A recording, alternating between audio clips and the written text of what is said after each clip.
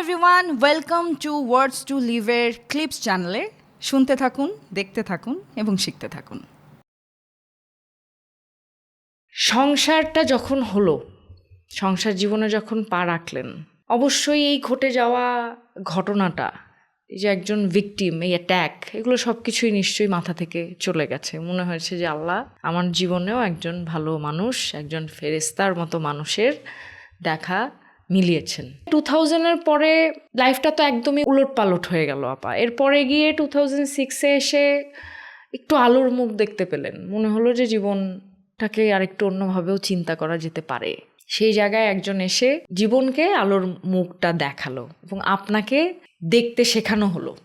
কারণ আপনি তো নিশ্চয়ই হারিয়ে ফেলেছিলেন আশা, ভালোবাসা যে জীবনে থাকতে পারে এই অবস্থায় এসে। সেটা তো অবশ্যই মানে অতটুকু মন মানসিকতার জায়গাটাও অতটুকু স্ট্রং ছিল না যে আপনি প্রেম, ভালোবাসা, বিয়ে, শাদিটাও আপনি আসলে চিন্তা করতে পারেন। আমি সেই সময়ের কথা বলছি আর কি। কিন্তু সেটা পেরিয়ে আপনি আপনার জীবনে এই একটা অধ্যায়ে আপনি পাড়া দিলেন এবং সেটা 2012 পর্যন্ত সংসারটা টানার চেষ্টা করলেন।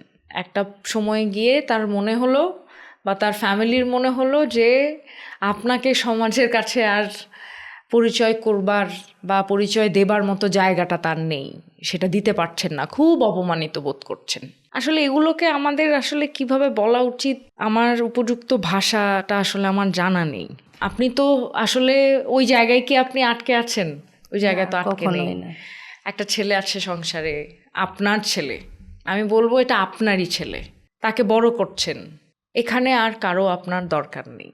আপনার যেই শক্তিটা আছে, মনের শক্তি, আল্লাহ যতটুকু স্ট্রং আপনাকে করেছে, এখানে আপনার আর কাউকে দরকার নেই। No one needed here.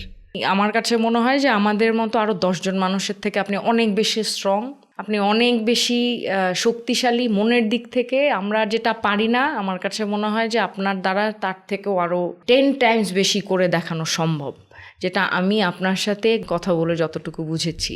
এটা তো আপনার ক্ষেত্রে বলছি, কিন্তু আমরা তো সুস্থ মানুষ, নর্মাল মানুষ, আমাদের জীবনটা একদমই নর্মাল।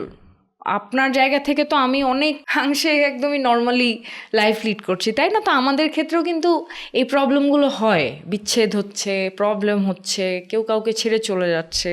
এই জায়গা থেকে এই ধরনের মানুষদের আপনার কি বলবার আছে? আসলে তো বেশি কিছু মানে বলার নেই, কারণ হচ্ছে যে আসলে মানে জেগে থেকেও ঘুমের ভান করে তাকে তো আপনি কখনো জাগাতে পারবেন না। এক্স্যাক্টলি। এবং এগুলি আসলে মানুষের বোধের বিষয়। হ্যাঁ, আমি ভিতর থেকে কতটুকু মানে ফিল করি বিষয়গুলোকে, যে আমি যখন মানে একটা মানুষকে নিয়ে যখন স্বপ্ন দেখা শুরু করি বা কিছু একটা শুরু করি, সেই মানুষকে ছেড়ে যখন আমি চলে যাই, ঠিক কতটা ওই মানুষটার ওই যে ভালো যে বোধটা, সেটা কতটা আসলে নষ্ট হয়ে যায়, সেই চিন্তাটা আসলে যে চলে যায় সে করে না বলে সে চলে যেতে পারে। আর আরেক দিকে হচ্ছে যে যাকে ছেড়ে যায় সে কিন্তু থেমে থাকে না। হ্যাঁ, তার জন্য কিন্তু অনেকগুলি সহযোগিতার হাত চারিদিক থেকে কিন্তু চলে আসে এবং সে একা হয়ে যে লড়াইটা করে, এই একা লড়াই শক্তিটাই কিন্তু তাকে তার দিনগুলোকে সহজ করে এবং আরও 10 জনকে কীভাবে সে মানে সহযোগিতা করতে পারে, এই জিনিসগুলো কিন্তু ভাবে যে আমি যেহেতু একা এই জিনিসগুলো ফাইট করেছি, তাহলে আমার মতো যারা আছে তাদের পাশেও আমার দাঁড়ানো উচিত এবং তারা কিভাবে ফাইট করবে, এই বিষয়গুলিও তাদেরকে আসলে ইন্সপায়ার করার জন্য অনেক কাজে দেয়। সুতরাং আমরা আসলে কাউকে ছেড়ে দিয়ে গিয়ে যে মনে করি যে ওকে আসলে অসহায় করে দিয়ে গেছি, এটা আসলে ভাবা ভুল।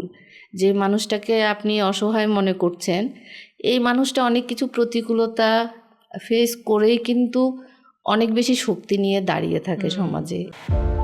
Subscribe to Words to Live and don't forget to press the bell icon.